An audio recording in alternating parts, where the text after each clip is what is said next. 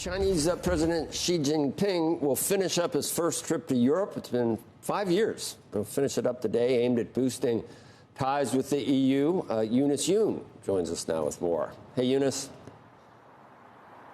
Hey, Joe. Well, President Xi Jinping is visiting a Europe that is much more hostile to him as well as to China than his last trip, mainly because of his partnership with Russian President Vladimir Putin, as well as his support for Putin's war on Ukraine. Now, on this trip, he visited France as well as Serbia and Hungary. He went to countries that were, for the most part, generally assuring him of a more friendly reception. The most important meeting was in France with French President Emmanuel Macron.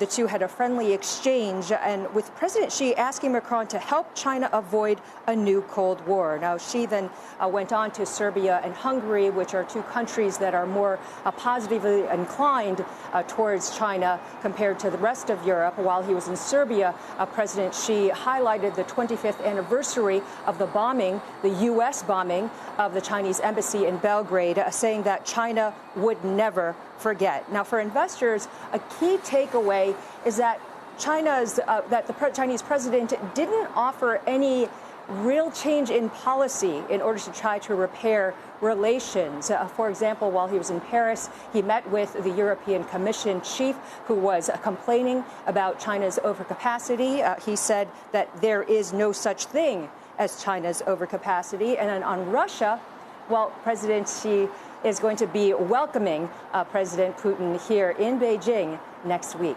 Guys? Yeah, there's no, I think that is a pretty good friendship that we are now seeing. And I don't know if it's worth it for China. China obviously needs Europe, needs the United States. I'm not sure what the benefit to China is to be so close to Putin at this point. Well, I think that President Xi really sees his relationship with President Putin in a longer-term time frame, which is that he's hoping to have a change of the U.S.-led world order. However, in so doing, I think one of the interesting side effects of his relationship with President Putin is that it really has driven a wedge, or it's really been able to not drive a wedge, but narrow the differences between the U.S. and China, the U.S. and Europe. Because in the past, it looked as though China was actually making progress in dividing the U.S. and Europe. Europe was much more soft on the idea of having a relationship with China. But once President Xi had solidified that relationship with President Putin, everything changed. Seeing the pictures with Xi and Macron together just made me start thinking about how awkward potentially this Olympics is going to be with all these countries. What have you heard about that in advance, Eunice, just in terms of who will be there, who won't? Well, in terms of who's going to be there and who won't, I don't have any insight in that.